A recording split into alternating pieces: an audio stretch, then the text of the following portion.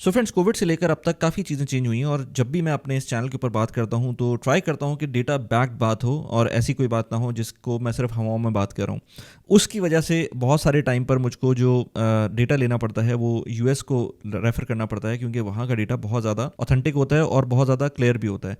सो अभी मैं डेटा देख रहा था और ये चीज़ आप कहीं भी अप्लाई कर सकते हैं, चाहे वो पाकिस्तान हो, चाहे वो लेट्स से यूएई हो, चाहे वो दुनिया में कोई भी मुल्क हो। थोड़ा अप एंड डाउन कुछ चीज़ें हो सकती हैं, बट द आइडिया जो मैं बताना चाह रहा हूँ वो वही होगा। सो मैं अभी जो नंबर्स की बात करूँगा तो मीडियन इनकम, बल्कि इनकम से पहले हम बात करते हैं कि मीडियन हाउस प्राइसेस जो यूएस में पिछले 5 साल के अंदर बढ़ी हैं वो 32% के करीब बढ़ी हैं, और एवरेज कार प्राइस जो बढ़ी है पिछले 5 साल के अंदर यूएस के अंदर वो तकरीबन कोई 26% से बढ़ी हैं। ये जो दो मेन चीज़ें होती हैं, हाउसिंग और ट्रांसपोर्टेशन, ये आपकी मेन कंट्रीब्यूटर होती हैं आपके घर के खर्चों में। हम बच्चों की एजुकेशन को भी ला सकते हैं, ग्रोसरीज को भी ला सकते हैं, but these are the things जो कि हाई टिकट आइटम होता है और इससे आपका इम्पैक्ट आता है चीज़ों के ऊपर जो भी आप खर्चा कर रहे होते हैं। अच्छा, एट द सेम टाइम ये जो मीडियन वैल्यूज़ हैं इसके अंदर जो हमने देखा है कि अपसर्ज आया है, उसी टाइम पर यूएस के अंदर जो मीडियन इनकम है वो 19% से इंक्रीज़ हुई है। तो अब आप ये समझें कि किसी भी सूरत में कोई भी नॉर्मल बंदा जो अपनी जॉब ऑप कर रहा है या अपने काम को किसी भी तरह से देख रहा है, जिसकी सैलरी बहुत ज़्यादा, अपनी जॉब चेंज करने की वजह से सैलरी नहीं बढ़ रही है, वो सिर्फ और सिर्फ अपनी एक नॉर्मल जॉब के अंदर है और ट्राई कर रहा है कि इन्फ्लेशन को बीट करे किसी तरह से, और उसकी सैलरी नॉर्मल तरीके से 5% से 2% से 3% से जो भी एक परसेंटेज रेगुलर परसेंटेज है उससे बढ़ रही है, वो 5 साल में 19% बढ़ी है। जबकि हाउसिंग प्राइस 32% बढ़ी है और एवरेज कार प्राइस 26% बढ़ी है। तो इन एनी केस आपको इन्फ्लेशन इम्पैक्ट करिए, और ग्रोसरी को तो बात ही छोड़ देना, ग्रोसरी तो एक डिफरेंट लेवल से बढ़ रही है। तो इन एनी केस आपकी जो नॉर्मल तरीके से आप पैसे कमा रहे हैं, जॉब कर रहे हैं, उससे किसी भी सूरत में आपका गुजारा नहीं हो पाएगा अगर आप हैंड टू माउथ अपनी ज़िंदगी गुजार रहे हैं। एट द सेम टाइम अगर हम यूएई की बात करेंगे तो यूएई के अंदर भी इन्फ्लेशन बढ़ी है। शुरू में हमने देखा था कोविड के बाद कि बहुत ज़्यादा उस तरह से नहीं बढ़ी थी इन्फ्लेशन, लेकिन बाय द टाइम जैसे जैसे यहाँ पर गोल्डन वीज़ा के सिनेरियो बनना शुरू हुए थे और हाउसिंग प्राइसेस के अंदर एक अपसर्ज आना शुरू हुआ था क्योंकि लोग यहाँ पर आना शुरू हुए थे, तो अब हम देखते हैं कि काफ़ी ज़्यादा प्राइसेस बढ़ चुकी हैं, हाउसेस की भी, अपार्टमेंट्स की भी, और शेल्टर कॉस्ट जिसे कहते हैं वो बढ़ गई है, और उसी वजह से रेंटल भी बढ़ना शुरू हो गया। और बढ़ना शुरू क्या हो गया, बढ़ गया है। अभी मेरी एक साहब उनसे बात हो रही थी तो वो कह रहे थे कि यार हमारी बिल्डिंग का, मेरे साथ भी हुआ है, सबके साथ हुआ है, तो वो बता रहे थे अपना किस्सा कि पिछले साल भी पैसे बढ़ाए थे और इस साल भी, वो शारजा में रहते हैं तो इस साल भी पैसे बढ़े। मैंने कहा था रेंटल डिस्प्यूट में चले जाएं, तो कहते हैं रेंटल डिस्प्यूट में इस साल चले जाऊँगा, नेक्स्ट साल क्या होगा, नेक्स्ट ईयर क्या होगा, क्योंकि वो तो फिर इवेंचुअली आना ही है, जो मार्केट रेट होगा उसी हिसाब से इम्पैक्ट आना है। सो ये तो हर एक के साथ हो रहा है और ये इवेंचुअली होगा ही होगा। सो पॉइंट मेरा ये है कि आपको इनकम को ऑगमेंट करना है, और इनकम को ऑगमेंट करने के लिए आपको क्या करना है और क्या नहीं करना है वो भी बहुत इंपॉर्टेंट है कि क्या नहीं करना चाहिए आपको, उसके बारे में बात करेंगे। बट उससे पहले अगर आपने इस चैनल के ऊपर पहली दफ़ा आए हैं तो मेरा नाम मोहम्मद वली खान है और मैं इस चैनल के ऊपर personal finance, productivity, real estate, relocation, immigration, इसके अलावा मैं पॉडकास्ट भी करता हूं। तो इन सारी चीज़ों के ऊपर, इन टॉपिक्स के ऊपर हम बात करते हैं इस चैनल के ऊपर, ट्राई करते हैं कि चीज़ें लर्न कर सकें, और मैं आपसे भी लर्न करता हूँ क्योंकि जब आप लोग कमेंट करते हैं तो मुझे नई नई चीज़ें पता चलती हैं। मेरा एक डिस्कॉर्ड कम्युनिटी का चैनल भी है जिसके ऊपर आप जा सकते हैं। 700+ कम्युनिटी मेंबर हो चुके हैं उसके ऊपर, डिफरेंट सर्वर्स हैं उसके ऊपर, वहाँ पर आप, डिस्कॉर्ड सर्वर है, मैं भी अभी नया यूज़ कर रहा हूँ, डिस्कॉर्ड सर्वर है और उसके ऊपर मल्टीपल चैनल्स हैं, उस पर आप जाकर बात कर सकते हैं, जिसके अंदर इमिग्रेशन, जितनी चीज़ें मैंने यहाँ पर बताई हैं उनके ऊपर आप बात कर सकते हैं। इसके अलावा व्हाट्सएप कम्युनिटी भी है जो कि पेड है, क्योंकि व्हाट्सएप की एक लिमिट थी और उससे ऊपर हम जा नहीं सकते थे, तो मैंने फिर जो बड़ी अमाउंट थी लोगों की वो डिस्कॉर्ड पे कर दी थी, और व्हाट्सएप कम्युनिटी के ऊपर स्मॉल कम्युनिटी है जो कि अभी हमारी चल रही है और उसको हम ग्रो करने की चाह रहे हैं। वो पेड कम्युनिटी है, उसका भी लिंक मैंने डिस्क्रिप्शन में डाला हुआ है। इसके अलावा मेरे पर्सनल फाइनेंस से रिलेटेड कोर्सेज भी होते हैं, वो भी आपको लिंक में मिल जाएंगे नीचे डिस्क्रिप्शन के। मनी माइंडसेट अकेडमी जिसके ऊपर मैं बात करता हूँ, जिसमें हम कोहोर्ट रन करते हैं, मैं, नदीम भाई और हमाद भाई, उसका भी आपको लिंक नीचे डिस्क्रिप्शन में मिल जाएगा। पॉइंट ये है कि अपनी इनकम को ऑगमेंट करना है। सिर्फ इनकम को ऑगमेंट नहीं करना है, इन्वेस्टमेंट्स भी करनी है। इन्वेस्टमेंट्स कहाँ कहाँ पर हो सकती हैं, जो 3 चीज़ें मैं आपको बताऊंगा यहाँ पर, ये आपकी पैसिव इन्वेस्टमेंट्स को या पैसिव इनकम को ऑगमेंट कर सकती है। But at the same time आपको अपनी एक्टिव इनकम को भी बढ़ाना है, बेहतर करना है, और उसके तरीके भी बहुत सारे होते हैं। मैं इस चैनल के ऊपर बात करता हूँ, अपनी जो आपकी प्रोडक्टिविटी है उसको जब आप बढ़ाएंगे तो ऑटोमेटिकली आपको नए नए एवेन्यूज़ मिलना शुरू हो जाएंगे अपनी जॉब को इम्प्रूव करने के, नई जॉब में जाने के। क्योंकि मैंने ये देखा है कि जो भी प्रोफेशनल्स हम लोग यहाँ पर काम कर रहे हैं, ख़ास तौर पे जो मैं, क्योंकि इंजीनियरिंग डोमेन से हूँ, तो मैं देखता हूँ कि जो लोग इंजीनियर्स होते हैं वो पीपल इंटरेक्शन उस तरह से नहीं कर रहे होते, लोगों से बात करने में उस तरह से उनका एटीट्यूड नहीं होता है। ये चीज़ बहुत अच्छी होती है, बहुत इंपॉर्टेंट होती है जब इवन आप किसी से किस तरह से आई कांटेक्ट कर रहे हैं या किसी से हैंडशेक कर रहे हैं या किसी से किसी तरह पहली दफ़ा बात कर रहे हैं। इवन छोटी से छोटी चीज़ जैसे आप किसी से हैंडशेक कर रहे हैं तो आप खड़े हो जाएं, तो इस तरह की चीज़ें जो होती हैं ये इंपॉर्टेंट होती हैं, और ये सारी चीज़ें इम्पॉर्टेंट होती हैं, आपको नेक्स्ट जॉब में हेल्प करती हैं या नया बिजनेस लेने में हेल्प करती हैं।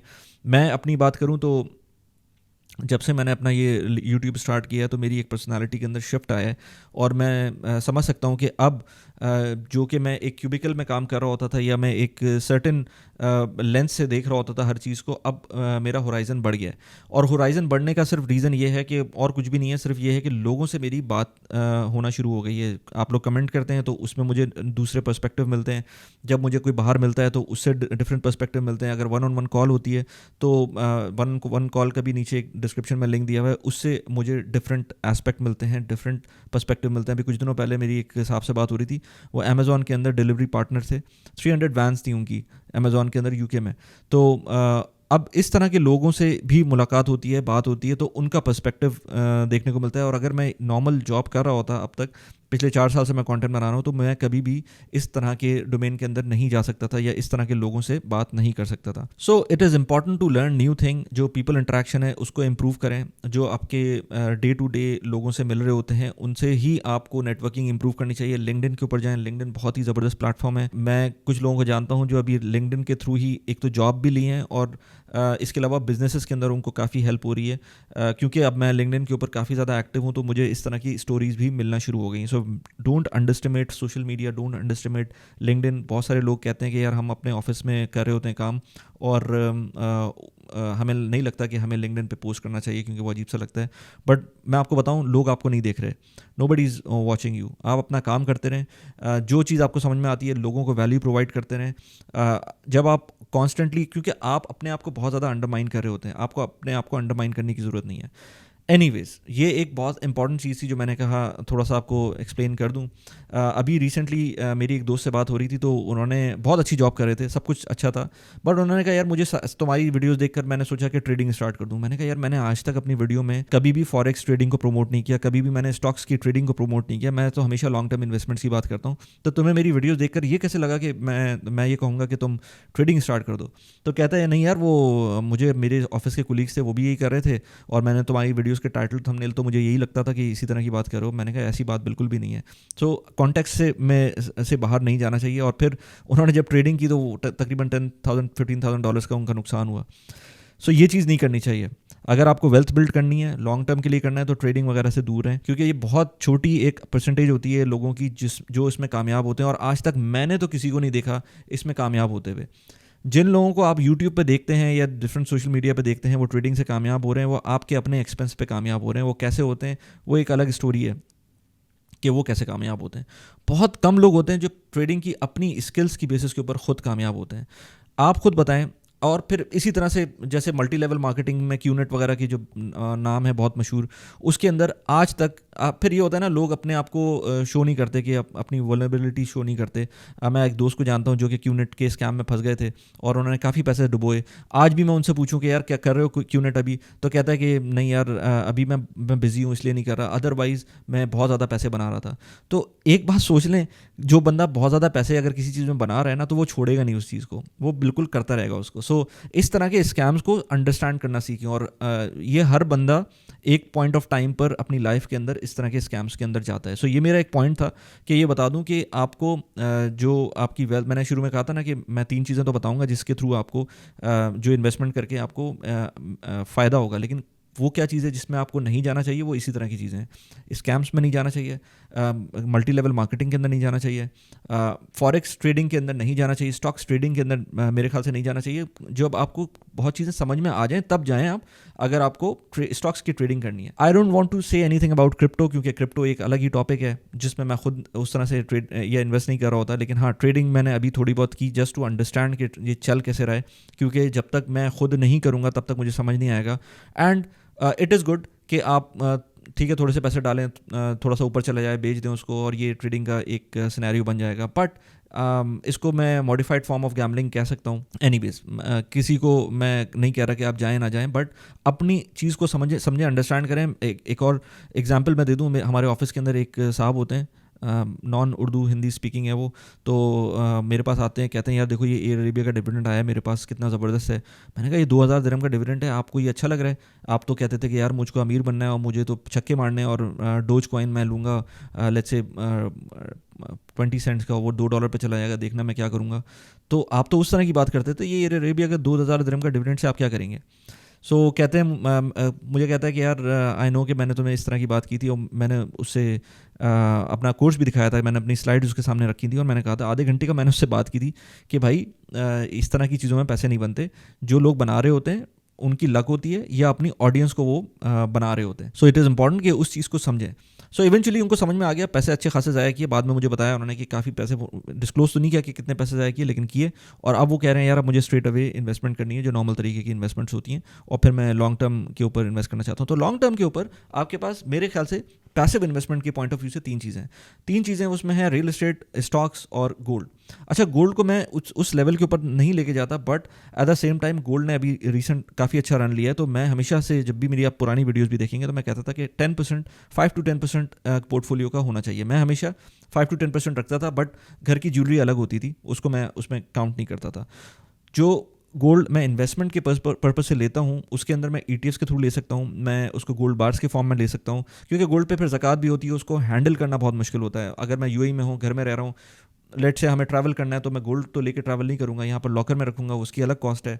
फिर उसके ऊपर क्योंकि देखें ज़कात देने में कोई मसला नहीं है, मसला उसके बैकग्राउंड के अंदर है। क्योंकि बैकग्राउंड ये है कि उसके अंदर इस्लाम में जो पैसों की कॉन्सेंट्रेशन है ना, उसको रोकने के लिए ज़कात का सिस्टम इम्प्लीमेंट किया है। तो अगर आप स्टॉक्स में पैसे डाल रहे होते हैं, तो उसमें सर्कुलेशन हो रही होती है, बिजनेस काम कर रहे होते हैं, बिजनेस अपने पैसे जनरेट कर रहे होते हैं उनके स्टॉक्स होल्डर्स के थ्रू। उसके अंदर ज़कात भी होती है, लेकिन ये एक अलग टॉपिक है कि किस तरह की ज़कात होती है, कितने परसेंटेज से होती है, 2.5% से नहीं होती है, कम से होती है, वो एक अलग टॉपिक है। आप रेजिडेंशियल प्रॉपर्टी लेते हैं, उसके अंदर किसी को यूटिलिटी प्रोवाइड करते हैं, वो रेंट पे रह रहा होता है, उसके अंदर पैसों का सर्कुलेशन हो रही होती है। बट गोल्ड में नहीं हो रही है। तो गोल्ड आपके घर पे रखा हुआ है ना, वो क्या कुछ पैसे प्रोड्यूस कर रहा है, ना कोई वो एक्टिवली कोई काम हो रहा है उसके थ्रू। सो इसलिए अपने माइंडसेट को उसी हिसाब से रखना चाहिए। गोल्ड बहुत अच्छी चीज़ है, but certain percentage of portfolio से ज़्यादा नहीं होना चाहिए, क्योंकि उसका कोई फ़ायदा नहीं होता। अभी उसने बुल रन दे दिया, अगले 10 साल तक अगर उसी लेवल पर रहे तो आप क्या कर लेंगे? आज अगर ट्रंप ने कुछ कह दिया, छींक मार दी ट्रंप ने, तो हो सकता है गोल्ड जो है ना फिर नीचे आ जाए, स्टॉक्स फिर ऊपर चले जाएँ, तो यू नेवर नो। इस तरह की अप्स एंड डाउन्स होते रहते हैं। अपने पोर्टफोलियो को regardless of your mental state या सिचुएशन, उसके रिगार्डलेस उसको चलने दें। अगर आपने सोच लिया है कि यार मुझको 50% अपना पोर्टफोलियो रियल एस्टेट में रखना है, तो 50% आप रखें। 10% आपने गोल्ड में रखना है, तो 10% रखें। 40% आपने स्टॉक्स में रखना है, तो ये रखें। अगर आपने सोच लिया कि लेट्स से नहीं, मुझे 60% रियल एस्टेट में रखना है, 10% गोल्ड में रखना है, 30% स्टॉक्स में रखना है, तो रखें। इसको हर महीने के लेवल के ऊपर आप इंप्रूव करते रहें, ऑगमेंट करते रहें, और इसी तरह से चलते रहें। और ये बहुत आसान होता है। आजकल के ज़माने के अंदर ये नहीं होता कि मुझे जाकर लेट्स से 5000 दिरहम की कोई गोल्ड की ब्रिक लेनी है गोल्ड खरीदने के लिए, ऐसा नहीं होता। मैं ETFs खरीद सकता हूँ जाकर। अभी बल्कि अमाना से मेरी मीटिंग हो रही थी, तो उन्होंने मुझे बताया कि यार आपकी जो तरफ से जो रेफरल्स आ रहे हैं, उन्होंने बहुत ज़्यादा गोल्ड में इन्वेस्टमेंट की हुई है और बहुत ज़्यादा गोल्ड ट्रेडिंग हो रही है, तो आप हमें बताएं कि आपने क्या किया। मैंने कहा मैंने कुछ नहीं किया, मेरी ये जो अपनी ऑडियंस है वो खुद ही कर रही होती है अपने थॉट प्रोसेस से।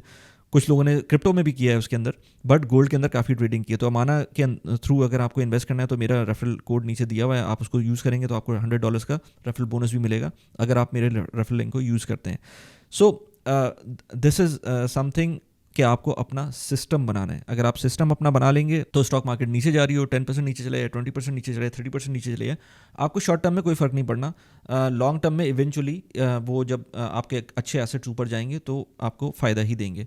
एक और एग्जांपल मैं दे दूं, जब अच्छे और बुरे एसेट की बात कर रहे हैं, तो मुझे लगता था कि जैसे मैंने पाकिस्तान के अंदर जो प्रॉपर्टीज़ में इन्वेस्ट किया, वो बुरे एसेट्स हैं, क्योंकि ऑल्दो के वो रेंट्स मुझे दे रहे हैं, बट उसके अंदर क्योंकि अब सिनेरियो इस तरह का बन गया है मुल्क में कि आपको डिवैल्यूएशन आपने देखी है, तो पिछले 1-1.5 साल से हमने उस तरह की डिवैल्यूएशन नहीं देखी। तो अगर मैं अपनी प्रॉपर्टीज़ को देखूं, तो इतना बुरा भी परफॉर्म नहीं किया। ठीक है, बहुत अच्छा परफॉर्म नहीं किया। अगर मैं रेंटल मिला लूं, और अगर मैं उस टाइम पर मैंने कुछ प्रॉपर्टीज़ में उस टाइम पर इन्वेस्ट किया जिस टाइम पर बिल्कुल दिरहम अपने एक पॉइंट पर था और उसके बाद सिर्फ और सिर्फ नीचे गया है. सो 45 दिरहम्स के ऊपर अगर आपने इन्वेस्ट किया और आज वो लेट्स से 77 दिरहम्स हो गया तो ऑलमोस्ट डबल से अराउंड उसकी वैल्यू हो गई है. लेकिन अगर आपने अच्छी एसेट क्लास में इन्वेस्ट कर दिया वहाँ पर और उसका आपको रेंटल भी मिल रहा है तो इवेंचुअली ठीक है, उतना फ़ायदा नहीं हुआ तो उतना नुकसान भी नहीं हुआ. तो वो आपका एक इंश्योरेंस हेज है, एक तरह का आपकी रेंटल प्रॉपर्टी है जो कि चल रही है, आपको कैश फ्लो प्रोवाइड कर रही है. बहुत सारा एक आपको माइंड के अंदर आपको पता होता है कि ये मेरे एक ऐसे पैसे हैं जो मुझे मिलते रहेंगे. ठीक है, टेनेंट्स का कोई मसला भी हो सकता है, बट अगर आपने एक सिस्टम बनाया हुआ है तो आपको पैसे मिलते रहेंगे. स्टॉक्स के अंदर उस तरह से हो सकता है क्योंकि आपको डिविडेंड्स मिल रहे होते हैं, बट उसमें अमाउंट थोड़ी कम होती है. सो इम्पॉर्टेंट इज़ दैट कि इन तीनों एसेट क्लासेस को, जो आपकी गोल्ड हो गया, रियल एस्टेट हो गई, या आपके जो स्टॉक्स हो गए, इनको आपको इस तरह से चलाना है कि ये आपको सर का दर्द ना दें, ये आपको सुकून का बाइस बने, रादर देन आपको ज़्यादा टेंशन दें. ज़्यादा टेंशन आपको उसी कंडीशन में मिलेगी जब आप ये सोच रहे होंगे कि मुझे इनसे जल्द से जल्द पैसे बनाने. अगर जल्द से जल्द पैसे बनाने की सोच होगी तो आपका कुछ नहीं हो सकता. अभी हमारा एक जो व्हाट्सएप ग्रुप है वीडियो क्रिएटर्स का, उसके अंदर कुछ लोग हैं, बहरोज़ है, यासीन है और बहुत सारे लोग हैं उसके अंदर. तो उनके साथ मैं वीडियोज़ भी बनाता रहता हूँ. तो उनसे बात हो रही थी तो बहरोज़ ने एक बहुत अच्छी बात की कि आप 8 to 10% अगर डॉलर टर्म्स के अंदर over the long period of time बना लेते हैं ना, तो इट इज़ योर अचीवमेंट.